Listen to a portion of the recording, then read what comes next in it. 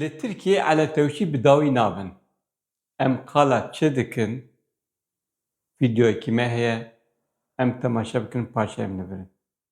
لیستکا من لقوجل دیلو وصیبو ماموستا ستاند اب متخوز گوز لیستکا خل فربلیزم قال ما يقول دیلو وصیجی دجی علاقه که پر مزن نشانی لیستکی دابون ایش ساعت اشتا من لیستکا خل لیستبا دیسا به هنجت طرفی قی مقام لغا دیلو وصی امنیت شهرداری لیستکا ما حتی قد خکرن Çi bûye lîstika yan jî stand-upa Bahoz Özsunar li Dîlovasiya Kocaeliya Tirkiye hatiye qedexekirin. Navê lîstikê çi ye?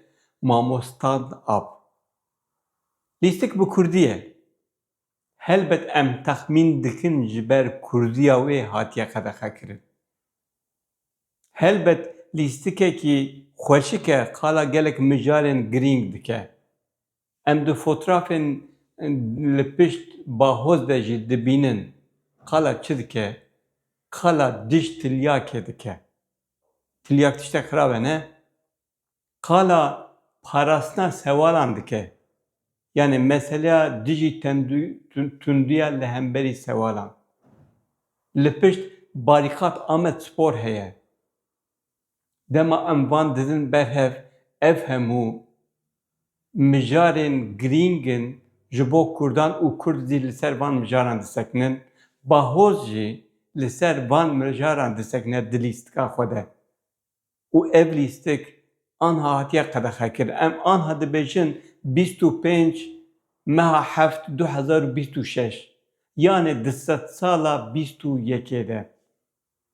Lîstika ku Deniz Özer û Bahoz Özsunar dilîst bi navê Kral û Trawîs berê ew jî hatibû qedexekirin. Kengê hema bêje 2 sal berê 2024 de. Berê wê lîstika şanoya bajarê Amedê 2022 de hatibû qedexekirin. Berê wê hin lîstikên neçemê hatibûn qedexekirin. Lê tiştê ku eletewş ev e, feydeya vê qedexeyê tune ye. Hûn qedexe bikin jî em li lîstikên xwe temaşe dikin.